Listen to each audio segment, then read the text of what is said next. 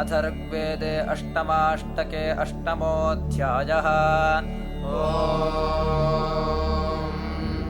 यञ्चिदत्रिमृतजुरमर्थमश्वन्नयातवे कक्षेवन्तय्यदे पुनारथन्न कृणुथो नवम् यञ्चिदश्वन्नवाजिनवरेण भोजमत्नद दृढम् ग्रन्थिन्न विश्यतमत्रियविष्ठमारजाः न रादम् सिष्ठावत्र ये शुभ्राशिषाः सतन्थिजाः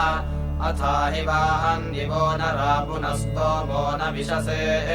चिते तद्वाम् सुराधसारादिः सुमतिरश्विना आयन्नः सदने पृथौ समने पर्षथो नरा युवम् भुज्युम् समुद्र आरजसः पारहेङ्खितम् यातवच्छापतत्रिभिर्ना सत्या सातजे कृतम् आवाम् सुम्नैः शय्यो इममम् हिष्ठा विश्ववेदसा समस्मे भूषदम् नरोत्सन्न विप्युषीरिषाः अयम् हि ते अमर्त्य इन्दुरध्यो न पद्यते दक्षो विश्वायुर्वेधसे अयमस्मासु काव्यनुपुर्वज्रोदास्पते अयम् विभर्त्योऽर्थकृशनम् मदमृपुर्नगर्भ्यम् मदम् कृषुष्येनाय कृत्वन आसु स्वासु वंसकः अवनीधेदहेषुवाः यम् सुपर्णः परावतश्येनस्य पुत्र आहरत् शतचक्रयो ह्यो वर्तनिः यन्ते श्येनश्चारुमवृकम् पदाभरदरुणम् मानमन्धसः एनावयोभितार्यायुर्जीवस एनाजागारबन्धुताः एवातदिन्द्र इन्दुना देवेषु चित्तारयाते महित्यजाः क्रत्वा वयोभितार्यायुः सुक्रतो क्रत्वायमस्मदासुतः इमाम् खनाम् योषधिम् वेरुधम् बलवत्तमाम् यया सपत्नीम् बाधते यया संविन्दते पतिम् उत्तानपर्णे सुभगे देवजूते सहस्वती सपत्नीम् मे पराधमपतिम् मे केवलम् कुरु उत्तराहमुत्तर उत्तरेदुत्तराभ्यः अथाः सपत्नीयामनाधरा साधराभ्यः रह्यस्या नाम गृह्णामि नो अस्मिन् रमते जने परामेव परावतम् सपत्नीम् गमयामसि अहमस्मि सहमाना सप्तमसि सा सहिः उभे सहस्वती भूत्वे सपत्नीम् मे सहावहै उपदेधाम् सहमानामभिद्वाधाम् सहीयसा मामनुप्रदेवनो वत्सम् गौरिवधावतु पथावारिवधावतु अरण्यान्यरण्यान्यसौ या प्रेम नश्यसि कथाग्रामन्न पृच्छसि न त्वाभिरिव विन्दते वृषारवाय वदते यदुपावति चिच्चिकः आघाटिभिरिव धावयन्नरण्यानिर्महीयते उत गाव इवालम् च्युतवेश्मेव दृश्यते उतो अरण्यानिः सायम् शकटेरिव सज्जते गामङ्गैष आह्वयति दार्वङ्गैषो अपावथेत् वसन्नरण्यान्याम् सायमक्रुक्षदिति मन्यते न वा अरण्यानिर्हन्त्यन्यश्चेन्नाभिगच्छति स्वादोः फलस्य जग्घाज यथा कामन्निपद्यते आञ्जनगन्धिम् सुरभिम् बह्वन्नाम कृषीबलाम् प्राहम् मृगाणाम् मातरमरण्यानि वशंसिषम् श्रद्धे तथामि प्रथमाय मन्यवे अन्यद्रुद्रम् नर्यम् विवेरपः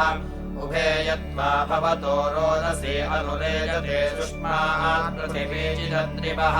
त्वम् मायाभिरनवद्यमायिनम् श्रवस्यता मनसा वृत्रमर्दयः त्वामिन्नरो ऋणते कविष्टिषु त्वाम् विश्वासु हव्यास्विष्टिषु ऐषु चागन्धिपुरुहूतसूरिषु वृथासो ये मघवन्नानशुर्मघम् वर्चन्ति तोकेतनये परिष्टिषु मेधसा आदावाजिनवह्रयेधने स इन्नुरायः सुभृतस्य जागनन्मदय्यो अस्य रंह्यञ्चिकेतति पावृथो मघवन्दाश्वत्परो मक्षोसराजम् भरते धनानृभिः त्वम् श्रद्धाय महिना गृणान पुरुकृतिमघवञ्छद्धिरायः त्वन्नो मित्रो वरुणो न मायेऽपित्वो न तस्मदयसे विभक्ता सुष्वाणास इन्द्रस्तुमसि त्वास सवांसश्चतुविनम्नवादम् आनो भरसु विदय्यस्य चाकन्त्वनातनासनुयामत्पोताः वृष्पस्त्वमिन्द्रशूरजातो दासेर्विशः सूर्येण सह्याः गुहाहितम् गुह्यम् गोळमप्सुभिरमसि प्रस्रवणेन सोमम् अर्यो वागिरो अभ्यर्च विद्वानृषीणाम् विप्रः सुमतिम् च कानः ते स्यामजे रणयन्त सोमैरेणोततुभ्यम् रथोऽह्लभक्षैः इमा ब्रह्मेन्द्रतुभ्यम् शंसिदातृभ्यो नृणाम् शूरशवाः तेभिर्भवसक्रतुर्येषु जागन्नु तत्रायस्वगृणत उतस्तेन श्रुते हवमिन्द्रशूरवृद्ध्या उतस्तवसे वेन्यस्यार्कैः आयस्ते योनिम् कृतवन्तमस्वारोर्मिर्न निम्नैर्द्रवयन्तवक्वाः सविता यन्त्रैः पृथिवीमरम्णादस्कम्भने सविताद्यामदृंहत् अश्वमिवाधुक्षध्वनिमन्तरिक्षमतोर्ते बद्धम् सविता समुद्रम् यत्रासमुद्रस्कभितो व्यो न तपान्नपात्सविता तस्य वेद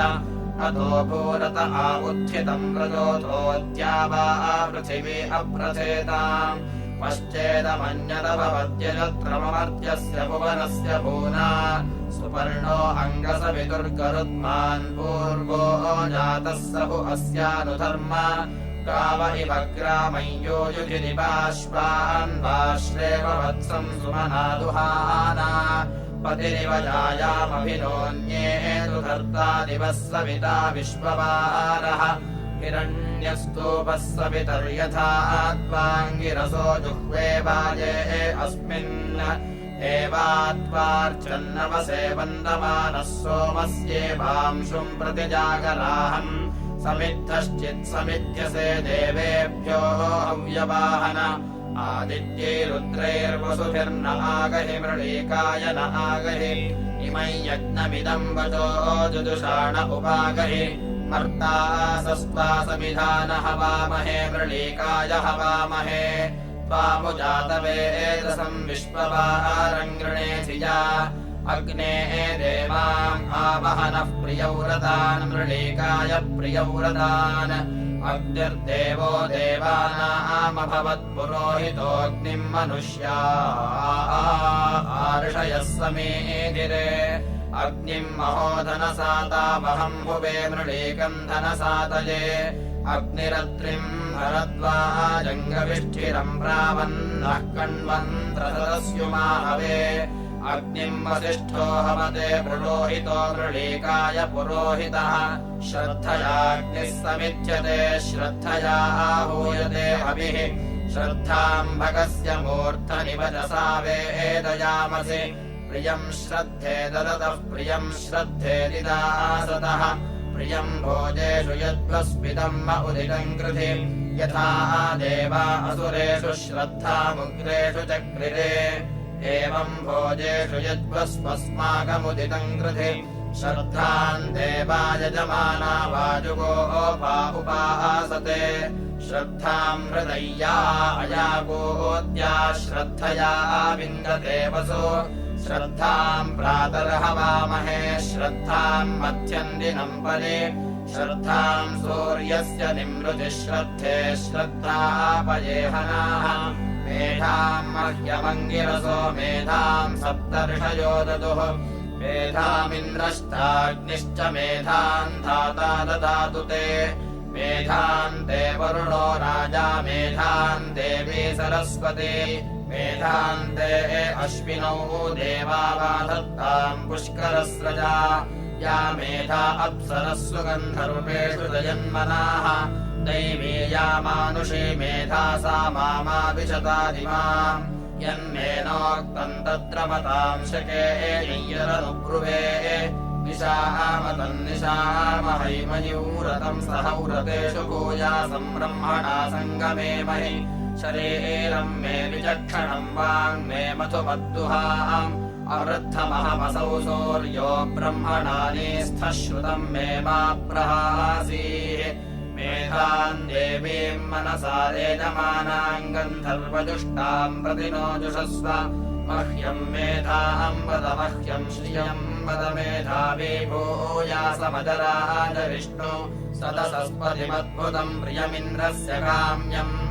सनिम् मेधामयाशिषम् याम् मेधाम् देवगणाः पितरश्चोपासते तया मामद्य मेधयाग्ने मेधाविनम् कुरु मेधाव्या अहम् सुमनाः सुप्रदेकाश्रत्तामनाः सत्यमतिः सुषेवाः महायशा धारयिष्णुः प्रवक्ता भूयासमस्मै शरयाः प्रयोगे शास इत्था महान् अस्य मित्रखादो अद्भुतः नयस्य हन्यते सखा न जीयते कदाचन स्वस्तिदा विशस्पतिर्वृत्रः विवृतो वशे वृषेन्द्रः पुर एतुनः सोमपा अभयङ्करः विरक्षो विमृधो जहि विवृत्रस्य हनोरुज विमन्युमिन्द्रवृत्रहन्नमित्रस्याभिदासतः विन इन्द्रवृधो जहि नीचायच्छ मृतन्यतः यो अस्माकभिदासत्यधरङ्गमयातमाः अपेन्द्रद्विषतो मनोपरिज्यासतो वधम् इमन्योः शर्म यच्छपरेयो यवयावधम् एङ्खयन्तेरपस्युव इन्द्रम् जातमुपासते भेजानासः सुवीर्यम् त्वमिन्द्रबलादसि सहसो जात ओजसः त्वम् वृषन् वृषेरसि त्वमिन्द्रासि वृत्रहाव्या अन्तरिक्षमतिरः उद्यामस्तभ्रा ओजसा त्वमिन्द्रसजोषसमर्कम् बिभर्षि बाह्वोः वज्रम् शिशान ओजसा त्वमिन्द्राभिभूरसि विश्वा जातान्योजसा स विश्वाकुव आभवः सोम एकेभ्यः पवते घृतमेक उपासते येभ्यो मधुप्रधापतितांश्चिदेवापि गच्छतात् तपसा ये अनादृश्यास्तपसा ये स्वर्ययुः तपो ये चक्रिरे महस्तांश्चिदेवापि गच्छतात् ये युध्यन्ते प्रथमे शूरासो ये तनोत्यजाः ये वा सहस्रदक्षिणास्तांश्चिदेवापि गच्छतात् ये चित्पूर्वरतसा पर्ता वा अनरता वृथाः पितॄन्तपस्पतो यमतांश्चिदेवापि गच्छतात् सहस्रणीथाः कवयो ये गोपायन्ति सूर्यम् ऋषीन्दपस्पतो यमतपोजामपि गच्छतात् अरायिकाणे विकटे गिरिम् गच्छ सदान्वे शिरिम्बिषस्य सद्मभिस्ते विष्णा जातयामसि चत्तो इतश्चत्तामुतः सर्वा भ्रूणान्यारुषेः अराय्यम् ब्रह्मणस्पते तीक्ष्णशृङ्गो दृशन्निः अदो यद्दारुप्लवते सिन्धोः पारे अपौरुषम् तदारभस्वदुर्हणो तेन गच्छ परस्तरम् यद्ध प्राचीरजगन्तोरो मण्डूरथाणिकेः तदा इन्द्रस्य शत्रवः सर्वे बुद्बुदयाशवः परीमे गामने कृतपर्यग्निमहर्षत देवेष्वक्रतश्रवः क इमाम् आददर्शति अग्निम् हिन्वन्तु नोऽसि यः सप्तिमाशुमिवाजिषु तेन जेष्मदनन्दनम् ययागा आकरामहे सेनयाग्नेतपोत्या तान्नो हिन्नमगत्तये आग्नेः स्थूरम् रजिम्भरपृथुङ्गो मन्दमश्विनम् अङ्घ्रिखम् वर्तया पणिम् अग्ने नक्षत्रमजरमा सूर्यम् रोहयो दिवि दधज्योतिर्जनेभ्यः अग्नेः केतुर्विशामसि प्रेष्ठ श्रेष्ठ उपस्थसत् गोधाः स्तोत्रे वयो दधत् इमानुकम् भुवनाशेषधामेन्द्रश्च विश्वे च देवाः यज्ञम् च नस्तन्वम् च प्रजाम् च आदित्यैरिन्द्रः सहते कृपाते आदित्यैरिन्द्रः सगणो मरुद्भिरस्माकम् गोत्पविता तनूनाम् हर्ताय देवा असुरान्यदायम् देवादेव त्वमभिरक्षमाणाः प्रत्यञ्च वर्गमनयञ्च तेभिरादिक्ष्वथामिशिराम् पर्यपश्यन् सूर्यो नो दिवस्पातु पातो अन्तरिक्षात् अग्निर्नः पार्थिवेभ्यः योषाः सवितर्यस्य देहरः शतम् सवाङ्गर्हति पाहिनो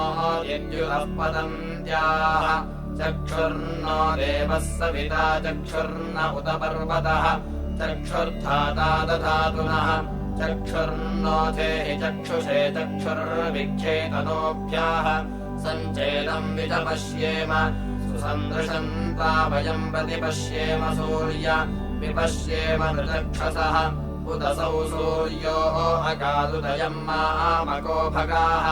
अहम् तद्विद्बलापतिमभ्यसाक्षिविशासहिः अहम् केतुरहम् मूर्धाहमुग्रा विभाजने ममेदनुक्रतुम्बदिस्येहानायाः उपाचरेत् ममपुत्राः शत्रुहणोऽथो मे दुहिता विराट् उताहमस्मि सञ्जयापत्यौ मे श्लोक उत्तमः येनेन्द्रो हविषा कृत्य भवत्युम्युत्तमः इदम् तदग्निदेवा असपत्ना किला भुवम् असपत्ना सपत्नग्ने जयन्त्यभिभूवने आवृक्षमन्यासाम् वर्चोराथो अस्थेयसामिव समजैषमिमा अहम् सपत्नेरभिभूवने यथाहमस्य वीरस्य विराजा निजनस्य च तीव्रस्याभिवयसो अस्य पाहि सर्वरथा विहरे इह मुञ्च इन्द्रमात्पादिजमानासो अन्ये निरेरमन्तुभ्यमिमे सुतासाः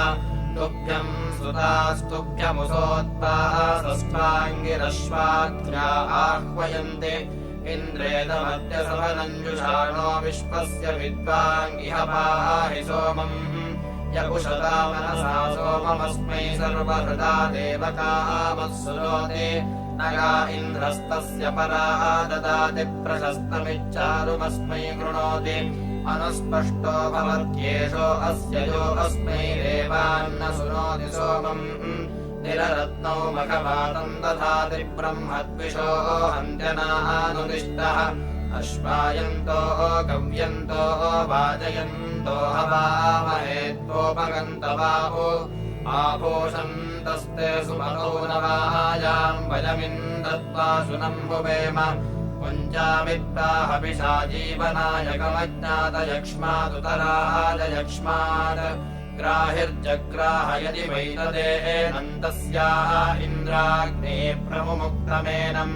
यदि क्षितायुर्यदि वापरे एतो यदि मृत्योरन्तिकन्नीत एव तमाहरामि निरृतेरुपस्थादस्पार्षमेनम् शतशारदाय सहस्राक्षेण शतशारदेन शतायुषा हविषाहार्षमेनम् शतयथेवम् शरदो न यादेन्द्रो विश्वस्य दुरितस्य पारम् शतञ्जेव शरदो वर्धमानः शतम् मे हेमन्तान् शतमुवसन्तान् शतमिन्द्राग्ने सविता बृहस्पतिः शतायुषा हविषेवम् पुनर्दुः आहार्षन्ताविदन्ता पुनरागाः पुनर्नव सर्वाङ्गसर्वम् ते चक्षुः सर्वमायुश्च तेऽविदम् ब्रह्मणाग्निः संविदानो रक्षोहावाथतामितः अमे एवायस्ते गर्भम् दुर्नामायोनिमाशये यस्ते गर्भममे एवा दुर्नामायोनिमाशये अग्निष्टम् ब्रह्मणा सह निष्क्रव्यादमनेन शत यस्ते हन्ति पतयन्तम् निषत्स्मै यः सरीसृपम् जातै यस्ते जिघाम् सदितमितो नाशयामसि यस्तपूरो विहरत्यन्तरा दम्पतीशये योनियो अन्तरारेळितमितो नाशयामसि यस्त्वा भ्राता पतिर्भूत्वा जारो भूत्वा निपद्यते प्रजायस्ते जिघाम् सदितमितो नाशयामसि यस्त्वा स्वप्ने रतमसा मोहयित्वा निपद्यते प्रजायस्ते जिघाम् सदितमितो नाशयामसि अक्षेभ्याम् ते नासिकाभ्याम् कर्णाभ्याम् क्षुभुकादधे यक्ष्मम् शीर्षण्यम् मस्तिष्काज्जिह्वायाविर्हामिते ग्रीवाभ्यस्तपुष्णिहाभ्यः कीकसाभ्यो अनोक्यात् यक्ष्मम् दोषण्या अवंसाभ्याम् बाहुभ्याम् विबृहामि ते आन्त्रेभ्यस्ते गुदाभ्यो वरिष्ठोरहृदयादधि यक्ष्मम् वदस्नाभ्याम् यक्नः प्लाशिभ्यो विबृहामि ते ऊरुभ्याम् ते अष्ठीवद्भ्याम् पार्ष्णिभ्याम् प्रपदाभ्याम् यक्ष्मम् श्रोणिभ्याम् भासदात्मंससो विबृहामि ते मेहनात्मनम् करणाल्लोमभ्यस्ते नखेभ्यः यक्ष्मम् सर्वस्मादात्मनस्तमिदम् विबृहामि ते अङ्गादङ्गाल्लोम्नो जातम् पर्वणि पर्वणि यक्ष्मम् सर्वस्मादात्मनस्तमिदम् विबृहामि ते अपेहिमनसस्पदे पक्रामपरश्चर परो निररत्या आचक्ष्म बहुधा जीवतो वनाः भद्रम् वै वरम् वृणते भद्रम् युञ्जन्ति दक्षिणम् भद्रम् वै वस्पते चक्षुर्बहुत्रा जीवतो वनाः यदाशसा निःश्वसाभिशसोपारिमजाग्रतो यत्स्वपन्ताः अग्निर्विश्वान्यपदुष्कृतान्यजुष्टान्यारे अस्मद्दधातु यदिन्द्रब्रह्मणस्पतेभिद्रोहम् जरामसि प्रचेतान आङ्गिरसोद्विशताम् पाक्ब्रह्मसः अजैष्माद्यासनामचा भूमानागसोभयम् स्वप्नः सङ्कल्पः पापोऽयम् विष्णस्तम् सरुच्छतु यो नोद्वेष्टितमृच्छतु देवाः कपोत इषितो यदिच्छन्दूतो निररत्यानितमाजगाम तस्मा अर्चाम गृणवामनिष्कृतिम् शन्नो अस्त्वद्विपदेशम् चतुष्पदे शिवः कपोत इषितो नो अस्त्वनागादेवाश्यकुनो गृहेषु अग्निर्हि विप्रो जुषताम् हविर्नः परिहेतिः पक्षिणेः नो वृणक्तु हेतिः पक्षिणेन दभात्यस्मानाष्ट्र्याम् पदम् कृणुते अग्निधाने शन्नो गोभ्यश्च पुरुषेभ्यश्चास्तु मानो हिंसीदिह देवाः कपोताः यदुलोको वदति मोघमेतद्यत्कपोतः पदमग्नौ कृणोति यस्य दूतः प्रहिष एष एतत्तस्मै यमाय नमो अस्तु मृत्यवे ऋचा कपोतम् नुदतः प्रणोदमिषम् वदन्तः परिगान्नयध्वम् संयोपयन्तो दुरितानि विश्वा हित्वा नमूर्जम् प्रपदात्पतिष्ठः ऋषभम् मासमानानाम् सपत्नानाम् विशासहिम् हन्तारम् शत्रूणाम् कृधि विराजङ्गोपतिङ्गवाहम् अहमस्मि सपत्महेन्द्र इवारिष्टो अक्षतः अधः सपत्नाः मे पदोरिमे सर्वे अभिष्ठिताः अत्रैव वोऽपि नह्याम् युगे आर्ग्नेयः वाजस्पते दिशे धेमान्यथा मदधरम् वदान अभिभूरहमागमम् विश्वकर्मेण धाम्ना आवष्टित्तमावो व्रतमावोऽहम् समितिन्दते योगक्षेमम् बहादायाहम् भूयासमुत्तम आवो मूर्धानमक्रमीम् अधस्पदान्म उद्वदत मण्डूकाः इवोदकान् मण्डूकाः उदकादिव तुभ्येतमिन्द्र परिषिच्यते मधुत्वम् सुतस्य कलशस्य राजसि त्वम् रयिम् पुर्वीराः मुनस्कृति त्वम् तपः परितप्याजयस्वाः स्वर्जितम् महिमन्दानमन्तसो हवामहे परिशक्रम् सुताङ्कुप इमन्नो यज्ञमिह बोध्यागहि स्पृथोदयन्तम् मघवानमीमहे सोमस्य राज्ञो वरुणस्य धर्मणि बृहस्पतेरनुमत्या शर्मणि तवाहमद्यमघवन्नुपस्तुतौ धातर्विधातः कलशाङ्गभक्षयम् प्रसूतो भक्षमकरम् च रामभिस्तोमम् चेमम् प्रथमः सूरिरन्मृते सुते सातेन यद्यागमम् वाम् प्रति विश्वामित्रजमदग्नीतमे वातस्य नु महिमानम् रथस्य रुजन्नेति स्तनयन्नस्य घोषाः दिविस्प्रज्ञात्यरुणानि कृण्वन्नुतो एति पृथिव्या रेणुमस्यन् सम्प्रेरते अनुवादस्य विष्ठा ऐनम् गच्छन्ति समनन्नयोषाः ताभिः सयुक्सरथम् देव ईयतेऽस्य विश्वस्य भुवनस्य राजा अन्तरिक्षे पथिभिरीयमानो न निविशते कथमज्जनाः अपां सखा प्रथमजारता भाग्वस्मिज्जातः कुतः बभूव आत्मा देवानाम् भुवनस्य गर्भो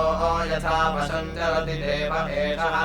घोषा इदस्य शृण्विरेण रूपम् तस्मै वाताय हविषा विधेम मयो पूर्वातो अभिवातूस्रा ऊर्जस्वतीरोषधीरादिशन्ताम् पीवस्वतीर्जीवधन्याः पिबन्त्वमसाय पद्मते रुद्रमृडा याः सरूपाभिरूपा एकरूपा यासामग्निरिष्ट्या नामानि वेद या अङ्गिरसस्तपसेह चक्रुस्ताभ्यः पर्जन्यमहिषर्म यच्छ या देवेषु तन्वा अमैरयन्तयासाम् सोमो विश्वाः रूपाणि वेद ता अस्मभ्यम् वयसा बिन्वमानाः प्रजापतेरिन्द्रगोष्ठेरिरेः प्रजापतिर्मह्यमेतारराडो विश्वैर्देवैः पितृभिः संविधानः शिवाः सतेरुपनो गोष्ठमाकस्तासाम् वयम् प्रजया संसदेम बिभ्राट् बृहद्विपतु सोम्यम् मध्वायुर्दधद्यज्ञपदामभिहृतम् वातजूतो यो अभिरक्षति त्मनाः प्रजाः पुपोष पुरुधा विराजति बिभ्राट् बृहत्सुकृतम् वाजसातमम् धर्मम् दिवो धरुणे सत्यमर्पितम् अमित्रः वृत्रः तस्युहन्तमम् ज्योतिर्जज्ञे असुरः सपत्नः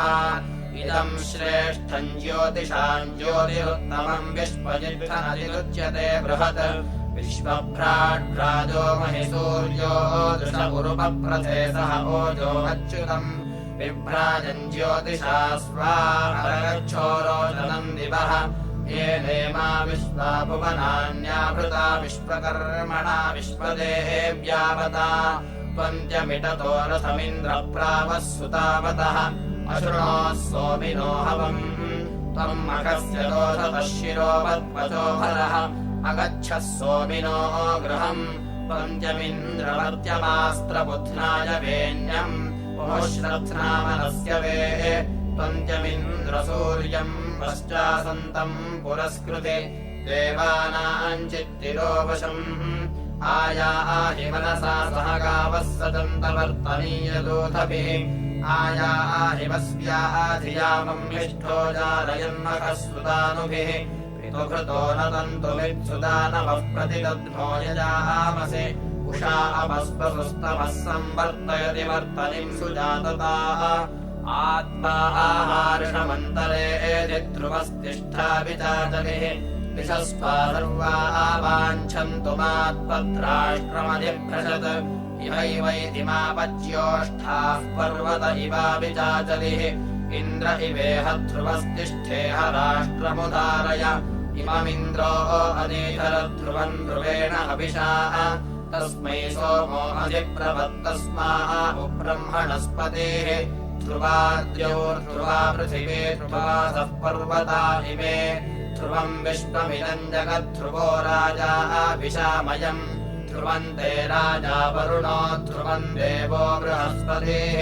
ध्रुवन्त इन्द्रश्चाग्निश्च राष्ट्रम् धारयताम् ध्रुवम् ध्रुवम् ध्रुवेण हविषाभिसोमम् वृषामसि अथोत इन्द्रः केवलीर्विशो परिहृतस्करत्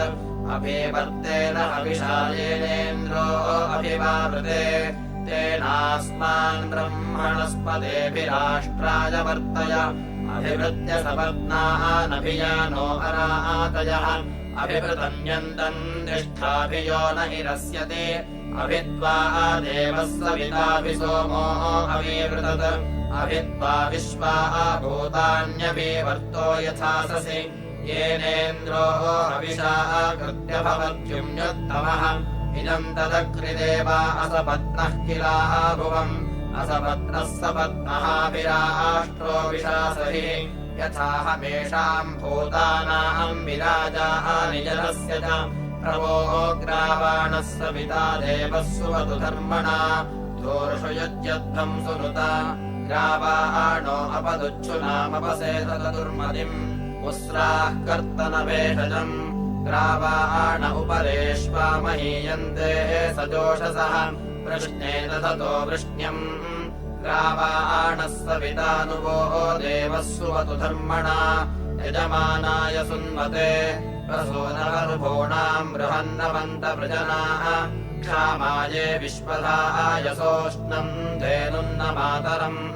प्रदेवम् देव्याधिया भरता जातवेदसम् हव्यानो वक्षदानुषक् अयमुष्यप्रदेवयुर्होता यज्ञाय नीयते रथोनयोरभिवृतो गृणीवाञ्चेतविद्मनाः अयमग्निरुष्यत्यमृतादिवजन्मनः सहसश्चित्सहेयान् देवो जीवातवे कृतः पतङ्गमग्नमसुरस्य मायया हृदा पश्यन्ति मनसा विपश्चिताः समुद्रे अन्तः कवयो विचक्षते मरीचीनाम् पदमिच्छन्ति वेधसाः पतङ्गो वाचम् मनसा विभर्तिताम् गन्धर्वो वदद्गर्भे अन्तः तान् द्योतमानाम् स्वर्यम् मनीषामृतस्य पदे कवयो निपान्ति अपश्यम् गोपामनिपद्यमानमाचपराचपसिभिश्चरन्तम् ससध्रीचीः सविशोचीर्वसान आवनेवर्ति भुवनेष्वन्तः त्यमोषु वाजिनम् देवजूतम् सहावानन्तरुतारम् रथानाम् अरिष्टनेमिम् मृतनाजमाशुम् स्वस्तयेतार्क्ष्यमिहाहुवेम इन्द्रस्येव रातिमाजोहुवाना स्वस्तयेनावमिवारुहेम उर्वेण पृथ्वी बहुले गभीरेमा वामेतौ मा परेतौ रिषाम सद्यश्चिद्यः शवसा पञ्चकृष्णेः सूर्य इव ज्योतिषापस्तदान सहस्रसा शतसा अस्य रम्भिर्नस्माः वरन्ते युवतिर्न शर्याः उत्तिष्ठतावश्यतेन्द्रस्य भागमृद्वियम् यदि श्रातो जुहोतन यद्यश्रातो ममत्तन श्रातम् हविरोष्मिन्द्रप्रयाहि जगामसूरो अध्वनो विमध्यम् परित्वासते निधिभिः सखायः कुलपानौ राजपतिम् चलन्तम् श्रातम् मन्यभूतनिश्रातमग्नौ सुश्रातम् मन्येतदृतन्नवीयः माद्यम् दिनस्य सवनस्य दध्नः पिबेन्द्रवज्रिम् पुरकृत्युषाणः प्रससाहिषे पुरुहूतशत्रूञ्ज्येष्ठस्ते सुष्म इह रातिरस्तु इन्द्राभरदक्षिणेनावसो निपतिः सिन्धो नामसि रेवतीनाम् मृगो न भीमः कुचरो गिरिष्ठाः परावताजगन्धापलस्याः सृकम् संसाय पविमिन्द्रदिक्पम् विशत्रोऽन्ताळ्यविमृदोऽनुदस्व इन्द्रक्षत्रमभिवाममोजोजा यथा वृषभदर्शनीनाम् अपानुतो जनममित्रयन्त पुरुम् देवेभ्यो अगृणोरुरोगम् प्रथश्च यस्य सप्रथश्च नामानुष्टुभस्य हविषो हविर्यत् धातुर्द्युतानात्सविदुश्च विष्णोरथन्तरमाजभारावसिष्ठः अविन्दन्ते अधिहितम् यदासेद्यज्ञस्य धाम परमम् गुहायत् धातुर्द्युतानात्सविदुश्च विष्णोर्भरद्वाजो बृहदाचक्रे अग्नेः ते विन्दन्मनसादीध्यानायजुष्कन्नम् प्रथमम् देवयानम् धातुर्द्युतानात्सविदुश्च विष्णोरासूर्यादपरम् कर्ममेते बृहस्पतिर्नयतु दुर्गः आदिरः पुनर्नेतदघशम् सायमन्म